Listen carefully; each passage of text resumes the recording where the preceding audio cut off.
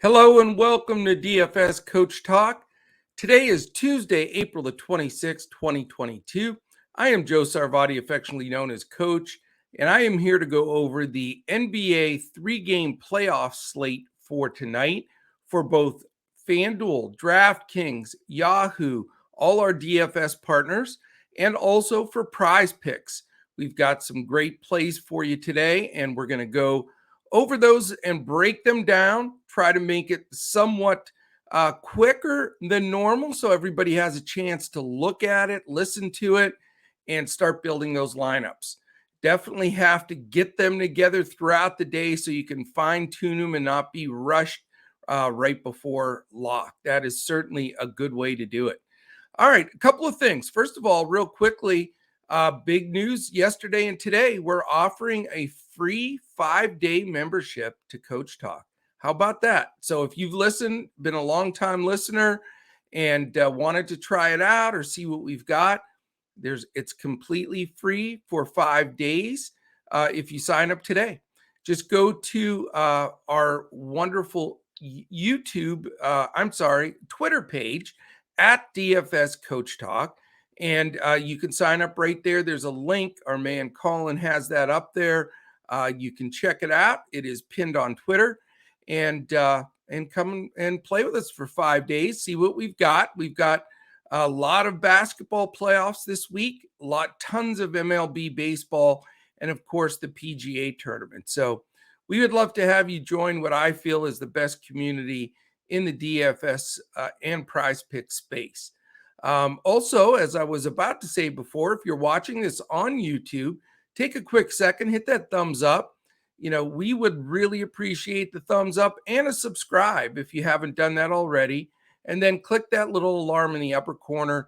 That'll let you know. They'll give you a nice alert every time one of our podcasts posts, so you can check it out or you can zip through it. We'll put timestamps on most of our podcasts so you know when the games are and you can skip around and do whatever you need to do there. So we would love to have you check us out. All right, let's dive into this. We've got 3 interesting series. Maybe one of them wraps up tonight. I believe it probably will. But let's take a look at this overall, first of all, because this shift of games in the schedule, or I should say, they're playing every basically couple of days. We do have a total that has been a lot higher than all the rest. So that, becomes the situation where we're seeing consistently in this series that this particular game gets pretty stacked up, and it's deserved. So let's talk about that first. The Atlanta-Miami game total is 217.5. The game I'm talking about in the series I'm talking about is the second game at 7:30, Minnesota and Memphis. That is 232.5. And then you finish up with the Pelicans and Suns at 10 o'clock. That's only 215.5. So again, we're back in that same scenario that we have found ourselves in pretty much every other day since these series have begun. And how much is enough, or how much do you want to count on this Minnesota-Memphis game just to have a ton more fantasy points available than the other two? And that's the big decision that you have to make. So we'll talk about that as we go through these 3 games. I will say this. I believe, and again, this is game theory, game scripting. You go through it. Everybody has a different way of building lineups and getting it done. If you're using optimizers, that's great. We do use optimizers just to get to take a look at everything. We look at all kinds of information. And then what we do here at Coach Talk is we hand build. We feel the majority of players out there hand build or play a couple of lineups or even a handful. I think it's really not the norm for people to just mass enter 150 contests all over the place. And that's great. It's a great strategy. You can make money doing it. But I just don't think a lot of people have the resources to do that. So we're trying to appeal to the biggest group out there. And that's what you'll see with Coach Talk as we go through these games and slates. And that goes for all of our sports. We do that in baseball, football, and golf as well. All right. The first game, my game script look at this game is it's Atlanta at Miami. Miami's favored by only 7, and it's a 217.5 total. Now, let's go through and then I'll give you my game script on this. The implied total for Atlanta is 105.25. For Miami, it's 112.25. As far as injury designations here, in that first game, we've got Bogdanovich and Capella questionable, and that's important to get the information on both.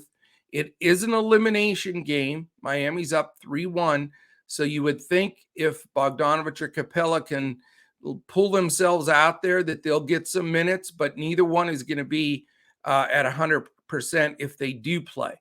Lou Williams remains out. For Miami, it's been interesting throughout this first round. They've got guys in and out and questionable. It's a little bit clearer today. We know Kyle Lowry's not going to play. PJ Tucker and Caleb Martin are both questionable. So the question is for them up 3-1, PJ Tucker's an important defensive piece for them throughout the playoffs. If they want to make a deep run, the question will be, does he play or not, or does he play limited? Same thing with Caleb Martin, important part of the team off the bench. So we need to see what the situation is there. Gabe Vincent is probable. I think he'll start and probably start at the point. So there is news in this game, and some of it will blend into what we're looking that we think is going to script out here. During the regular season, just as a reminder, Atlanta's the 19th fastest, Miami 29th, second slowest team in the league. So not tremendous pace here.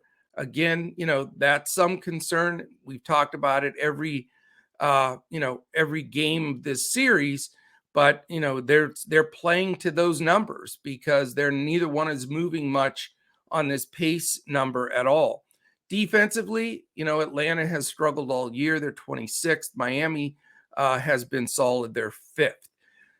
So here's my situation here. And again, you can't say that at Coach Talk here that we're, wimpy about, okay, here are the games. Here are the best players. Go for it. We just don't do that. I don't want to waste your time. Jimmy Butler's a star. Trae Young's a star. You don't need to hear that stuff from me. What I think happens in this game personally, I think Miami puts it away. That's my perspective, is that this game could blow out, even though Vegas only has it at 7. I just think Miami puts it away. Atlanta has been super inconsistent. They did throw that one game together for a win, but I'm going to try to avoid this game as much as possible. I think you're going to get the only guy I would consider playing for Atlanta is Trae Young, but I'm not going to do it. He's 9-3. There's a few other places I want to buy up. He is going to get a volume of shots up, but Miami is going to definitely put the squeeze on him. You've got a lot of other guys that you really can't trust because of injuries and just they're not playing well. Collins is hurt, but he's playing. He's only 5'4". He was really disappointing the last game. You never know out of Herter, Hunter, if Bogdanovich plays or not. Gallinari, how many minutes? DeLon Wright, some minutes off the bench. There's just so many spots there where you can go wrong. And I just don't think that they have what it takes to get this game. I think playing in Miami, there's no possible way they want to go a game 6 and go back to Atlanta. I'm just going to fade Atlanta completely. As far as Miami, there are a few possibilities here. I'm not going with the big money Butler at 9-2, but I will say Bam at 6-9, a sub 7K is so tempting. Again, I think this game gets somewhat out of hand. Bam hasn't been right in this series. He hasn't played great throughout the series. So I'm feeling a little bit more comfortable, not spending up there either. I think really the play here is to go on the cheap. A Max Strus at 4-6 or a Gabe Vincent at 4-1. Mid-level to low mid-level price on a Tyler Hero at 6-5. Those are the guys that I'm more interested in, just because I think the game script is going to, create a situation where it gets a little bit out of hand. Let's take a quick look at the last game of this series. Butler took 21 shots, had 10 rebounds, 4 assists, solid game, 4 steals. Is he going to get 36 minutes? He could, absolutely. I think I've got him at 30 because I think they're going to get control of the game. Tucker, we don't know if he's going to play. Bam played under 29 minutes, only got 11 shots up, and that's why his price keeps going down. He has not played great. Max Strus, 16 shots up in 35 minutes, and at that price, that's why he's one of my value plays here. Gabe Vincent got 27 and a half minutes in, and it was pretty efficient, 4 for 9 from the field, 4 assists, grabbed a steal. Again, a cheap option that you can go to. The guy that was awful was Tyler Hero. He was 1 for 8, only 8 shots up in 21 minutes. So, yeah, if you go with him, it's got to be just on a gut feeling. And he is one of those guys that has a pretty low floor, but he also has a pretty high ceiling. So if you feel like, gambling, maybe he's the guy you can think about. Other than that, though, they used Oladipo. I would not suck into that. 23 minutes, he was 3 for 10. So I get it. He's tempting, but not going to go there either. So again, I just don't like the feel of this game. If they do blow them out, I think, there's a lot of guys that can contribute to that. I mean, I wouldn't blame anybody for playing Butler. He's certainly the guy that would be the number one choice for me if I do pay up here. But if not, I'm going to go on the cheap and go from there. So on the Atlanta side, we know DeAndre Hunter had a nice game, 9 for 13 in 30 minutes. So again, one of your options there, but very subdued games from Collins and Capella. Herter 1 for 7. Trey had a horrific game, 3 for 11 in 35 and a half minutes. They're just really having trouble against this Miami defense. We know Bogdanovich is banged up. He was horrible, 1 for 6. A lot of people went DeLon Wright. He did get there, believe it or not, in 25 minutes because he was able to grab a bunch of rebounds and get a few things done, but not feeling comfortable with any of those guys. So again, it's going to be contrarian, but I probably will very likely come out of that game with nobody on a 3-game slate, which is very unusual. All right. Big stance, but we'll see if it works. Second game, of course, Stack City. I mean, let's just face it. You sometimes you got to play the cards that you're dealt. And, we've got a game here that should be a terrific, hard-fought, high-scoring game. It's 2-2 in this series, an extremely important game for both sides. Memphis is at home. Memphis is only favored by 6, and it's a 232.5 total, 113.25 implied for Minnesota, 119.25 for the Memphis Grizzlies. As far as any injuries, none for Minnesota. We know our buddy Cheeseburgers Williamson is listed as questionable. So, yeah, we'll see. Is he really going to play? I bought into that last time earlier in this series that he might play. We'll keep an eye on it, but I don't see it happening. He did look great in a practice session where he was windmill dunking and all that. So who knows? Let's keep an eye on that news. We'll be on top of it in Discord throughout, but I don't see him playing. If he does, it will be massively limited. So not that important to me. Aldama and Tilly remain out, and I don't know why they're even on the list, but we say them every single day. Pace-wise in this game, Minnesota first, Memphis third, and they still keep pushing and running the ball even though it's the playoffs. Defensively, Minnesota above average at 13. Memphis is up to 4th. They have played solid defense all year, and they actually are playing somewhat decent defense even with Ja in there whereas they padded those stats on the games defensively that Ja was out. So an interesting deal here. Where do you stack this game is the question, and where do we want to go on these two sides? So let's take a look at the last time these two teams played. Let's break that down a little bit here. And they played each other on Sunday. So we're going to call that up here real quick. Didn't they? Or did they play today's Tuesday? Oh, okay.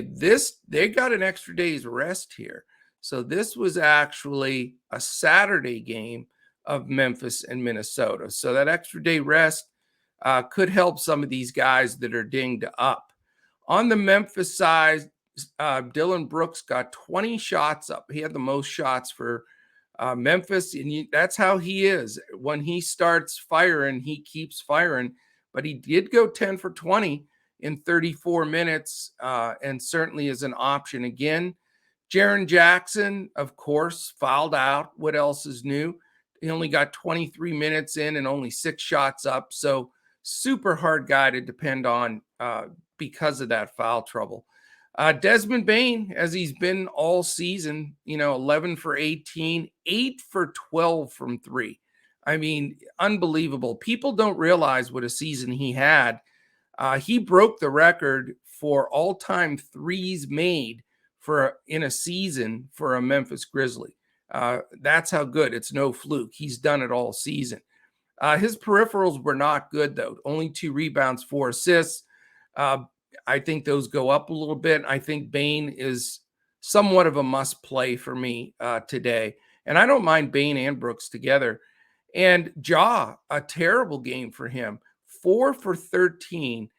First of all, only 13 shots up is low, and that percentage is terrible. 0 for 2 from 3. He only got to the foul line 3 times. So, yes, they're blitzing him. Yes, they're doubling him.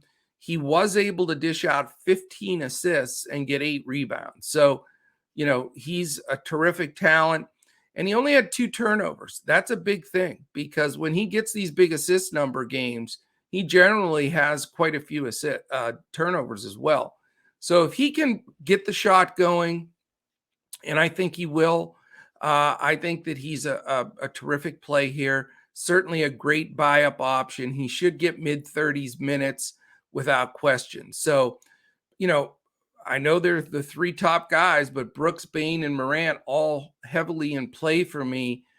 2 out of 3 of those guys will be in every one of my lineups.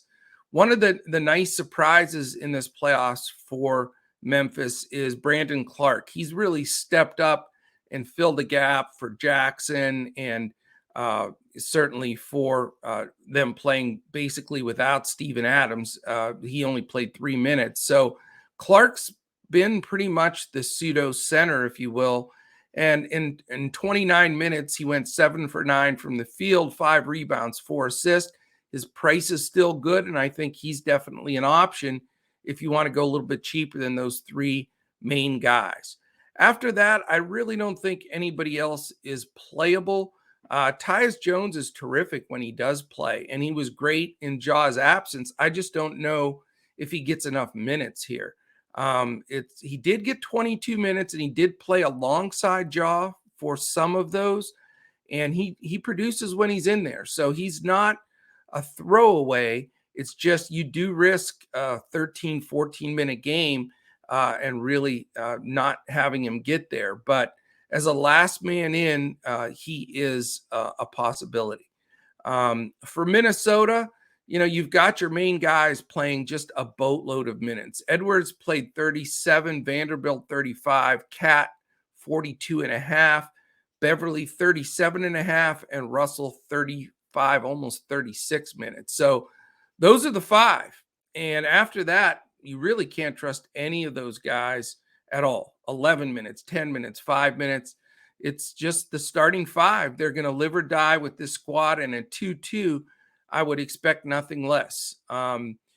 Vanderbilt has been solid throughout. His price is drifting up a little bit, but certainly well in play. And then, Beverly, same thing. he's able to get there at times. He's not, he has a limited ceiling, but a pretty safe floor with the minutes he's getting. So either one of those can be the value guy for sure, based on what they can do. And then the decision becomes, with the three main players and their pricing. D'Angelo only went 3 for 12, so disappointing game for him.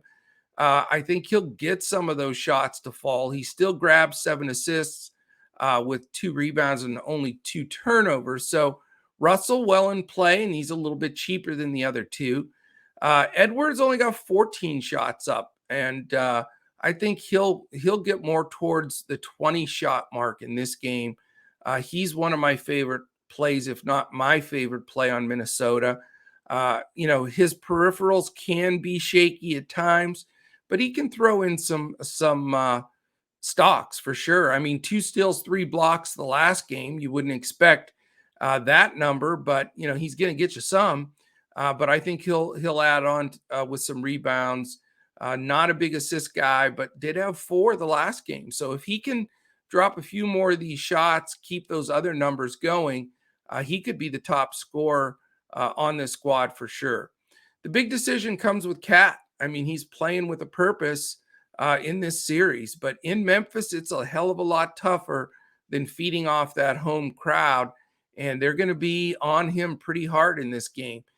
He is playing a huge amount of minutes, did get 17 shots up, had 14 rebounds, and certainly will be in that center spot for a lot of people tonight, and deservedly so. I mean, he's in the best spot, I think, of any of the bigs without question on this slate. So that's a decision I'm still making. I'll make throughout the day. I'll be discussing it in our Discord at Coach Talk, but you will see probably 5 of my players coming out of this game, maybe 6, very likely 6. I think this is the game. I think it's going to be a terrific game and a must game really for both teams at 2-2. All right, before we get into the last game on this slate, if you haven't joined us yet, it's time. It's free. 5-day pass. Go to at DFS Coach Talk on Twitter. There's a link there. We have pinned the pinned tweet. Jump in, join us. 5 free days. Join today. You get Tuesday, Wednesday, Thursday, Friday, and Saturday. So you get all of our PGA action for the whole tournament and for weekend only PGA, all of our baseball every day, and of course, all of these NBA playoff games. We would love to have you join our community and jump in.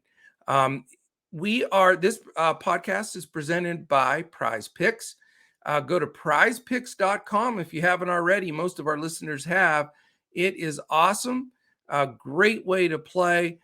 Prop plays on Prizepicks. It's on fire, and they will match you on your first deposit, dollar for dollar, all the way up to $100. All you have to do is use the promo code Coach Talk, all one word, no space. You sign up there with that promo code. If you put in $100, boom, you get 100 extra free bucks in there from Prizepicks. No questions asked, no drip. It's all right into your account, and you can play it and crush it with us. We give out some Prizepicks plays on our podcasts, and then we give out some additional plays throughout through Discord throughout the day and prior to lock. All right, let's get into this third and final game. It's another series that a lot of people thought would be a blowout series, a sweep series, and then all of a sudden, the Pelicans, an 8th seed against the 1 seed Suns, decided they're going to show up with their new group with McCollum and Ingram leading the way, and Joe Val and Herb Jones and Jackson Hayes, Larry Nance back from the dead, and the crazy Alvarado getting things done for them. They have been fun to watch and fun to root for. And then Phoenix loses Booker for quite some time now. He's going to be out. So we've got a series, and this becomes a must win for Phoenix as well. It's in Phoenix. It's 2 games apiece. So this should be interesting. We do have, as a reminder here, we've got some defense on the Phoenix side, and it should be pretty stout because Booker's not their best defender. He's out. that certainly hurts them a ton scoring. But Phoenix still a good defensive team, but the Pels have been able to get just enough done to get some wins here. So the Vegas line here is Phoenix only by 6.5. So pretty low number for this dominant Suns team throughout the season. It's a 215.5 total. So again, you've got the lowest total, even lower than the Atlanta-Miami game. 104.5 implied for the Pels, 111 implied for the Suns. As far as injuries go here, we've got, I said Zion Williamson for Memphis. I have to be losing my dang mind. I meant Zaire Williams for Memphis being questionable. That's what I was trying to say. They got me with the Z Williams versus Z Williamson. What I'm telling you, man. Old coach is getting old. That's all I'm saying. I can't see anymore, I guess. But to go back to Memphis, Zaire Williams, not Zion Williams, is questionable. So we'll see. And he's in their rotation if he's there. Zion, our man Cheeseburgers, and the cheeseburger's on me today because I screwed it up. He is out for the Pels. So we don't have to worry about seeing Mr. Windmill Dunk in there for the Pels. So we know their lineup, what they're going to do is what they've been doing, and it's been pretty successful. For the Suns, same scenario. Booker and Saric are out. So we've got that scenario there. Same thing. We know what they're going to do. Same players. So let's find that last game that these two teams played. And that was on not the extra day rest. They played on Sunday. So let's take a look at that because that will give us some indication of what we can expect here. All right. It was 118-103 Pels to tie up that series. And let's look at the Suns first. The shots were really spread out because nobody but Ayton was hitting them. We got 41 minutes for Bridges, but only got 11 shots up, 6 rebounds, 5 assists. Now, that's not a good game, 4 for 11 from the field, 0 for 2 from 3, but he gets massive minutes, so he's certainly in play. Jay Crowder, decent game, somewhat unassuming in 29.5 minutes. He's an option. Ayton was the guy. I mean, they had trouble stopping him. He played almost 33 minutes.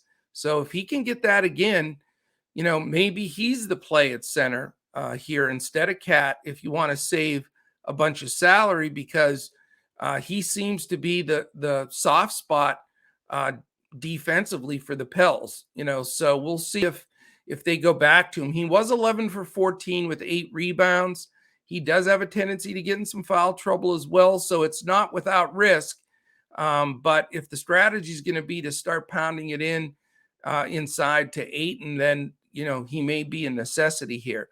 Cam Johnson absorbed a lot of those minutes of Booker's. He played 32 minutes, 4 for 12, not quite good enough, but certainly a good option at his price because he's going to get shots up. And this team spreads out the shots. Nobody's taking an abundance of them at all. Chris Paul with really a bad game for him. I mean, 2 for 8 from the field and 3 turnovers. You don't see either one of those things. And so I expect a bounce back game from him. There's no way he's going to put out that kind of game here.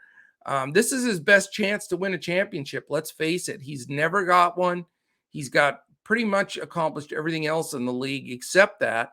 And so I'm expecting a big game from him. I know he absolutely ripped out my guts in this just killed me the last go around here on Sunday, but I'm going to go back to Chris Paul. He's going to be my buy-up guy on the Phoenix Suns side. I just think he steps up, and I know he's being defended really well. I get that. I know Alvarado gets under his skin. I know all of that stuff, but it's Chris Paul. He's been in this league a long time. He's healthy, and I think he bounces back from that terrible game. He did get 11 assists, so it's not like, he's not out there running the show.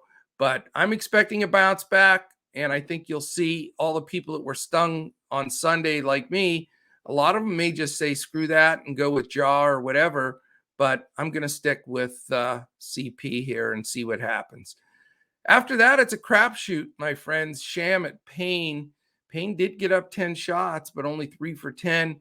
Then you're getting, a bunch of other contributions from McGee and Craig, but not playable in my book. I think you either pay up, get Chris Paul. Bridges is safe minutes. Crowder's pretty safe in minutes. Ayton's certainly very popular, and Cam Johnson, a good option. So lots of good opportunities here for Phoenix playing at home in what they have to feel like is an elimination game out of nowhere for them because they just coasted all year. And now, you can't go down 3-2 and have to go back to New Orleans. So I will have some Suns in my lineup, and I think it's a good play. The two guys from the Pelicans that everybody's playing, and also deservedly so. That's sort of the words of the day, deservedly so. They both played 36 minutes and 28 seconds. Brandon Ingram and CJ McCollum. They both got over 20 shots up each again. Ingram was 11 for 23 and McCollum 8 for 21. Two fantastic plays, no doubt, but you have to spend the price. If you're not going to stack an extra guy in that Minnesota-Memphis game, if you want to pass on an Edwards or a Cat or D'Angelo or Ja or Brooks or Bain, you can go with either Ingram or McCollum. I wouldn't play both in this situation just because it's Phoenix in Phoenix. And as a reminder, 21st in pace for New Orleans. Phoenix is 9th, so they do play fairly quick. Not quite as quick without Booker, but they still run the floor.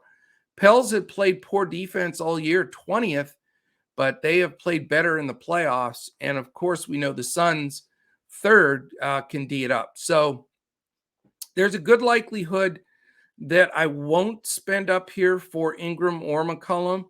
But I think the popular thing will be to have one of those guys, because if they're going to stay in this game, either both of them or at least one of them is going to have an outstanding game.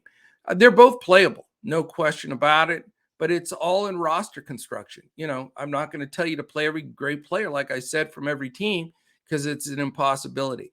But if I was to go to one or the other, I think CJ would be my pick. Ingram's looked really good, though, but McCollum, you're going to get a little bit of everything too. He's really passing the ball well also. So those guys playable. Then, you've got the Herb Jones factor. He falls in that suit, that spot with Bridges and other guys that are just getting massive minutes because they're so important to their team defensively and just in everything that they do. He played 35 minutes again, only 7 shots up though, only 2 rebounds, and that's a little concern, but he's going to be out there. His price is decent and, fairly safe floor, not a great ceiling, but, you can get him at a discount. Larry Nance has been very serviceable in this series, 25 minutes. That's about what we predicted him at. If he can get 25 to 28 minutes again, he's playable. He only got 3 shots up, which is crazy, but he was 3 for 3 with 7 rebounds and 3 assists and a steal. So playable as a cheap option. And then you've got Joe Val. That's your 3rd real center option in the midst of things here. Again, Phoenix's defense scares me, but Joe Val's looked good. Nothing wrong with 26 points and 15 rebounds. I think a lot of people are going to dive on that from his last game. Their only caution, I would say, and the only thing that's making me hesitant on him is he does have the propensity for foul trouble. And when he gets a foul early or too early, it's like a head game with him. And that's the concern. He only had 2 fouls the last game, so he was able to play free and play well. But, again, there's an incurred risk with Joe Val in that sense, especially with Phoenix and their interior defense. So that's going to be a tougher call. I'm probably not going Joe Val, but I think he'll be a lot more popular than he was, earlier in this series. And his statistics and play, warrants that. But I'm probably going to go more if I go somewhere here to McCollum or safer Herb Jones or cheaper Larry Nance. So that is it, my friends. That's the full 3-game breakdown. That gives you everything you need to know to get these lineups started and built. We'd love to have you come join us at Coach Talk. Just go to our Twitter at DFS Coach Talk. You can sign up there for the 5-day free membership. Join us. We'll have all of our prize picks plays. We'll have all of our player news. Then once the lineup time comes around, with 30 minutes before lock, we'll give out our core plays on Draftkings. We'll give out some full lineups on FanDuel and Yahoo, and we'll have a lot of good discussion in there to to what these games are going to be. All right, let's finish the day out with a couple of prize picks plays for you. I'm going to look up real quickly here on the fly. My man, Josh Crash Davis, sent me some prize picks plays to share with you guys today. So I don't want to cut him short on that because he's been hot. Here they are. This is fresh from the desk of Crash Davis, 1982, as he's known.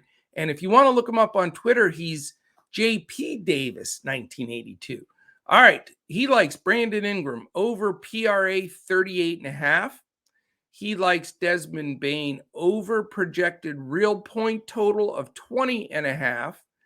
And he likes Trigger Trae Young under projected assists 8.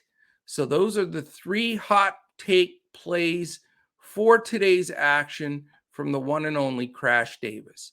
For me, here's where I'm going. Anthony Edwards over 23.5 real points. I think he's chucking and ducking like a monster today. I think a good chunk of those shots go in. I think that he is a really solid play. Now, here's another statistic I like today. Fantasy score is Desmond Bane 34. I like him over 34. So I've got a guy from each side in this game that I'm stacking today. Anthony Edwards, total points, and Desmond Bane, fantasy score 34. All right. That is it, my friends. That's everything we've got for today. Enjoy the podcast. If you have any comments, mark them down here. Send them to us on YouTube. When you're listening, we'll answer all of those. I am at Joe Sarvati on Twitter if you want to look me up there. If you want to check out our website, and before you sign up for the free membership, you want to look into us a little bit, see what we're all about. It's dfscoachtalk.com. All of our information, our staff, we've been around 2 years. We're growing. We have an awesome community, and we'd love to invite you to it. All right. Have a fantastic Tuesday. And we'll certainly be back again tomorrow when we look to crush it in NBA, DFS, and prize picks.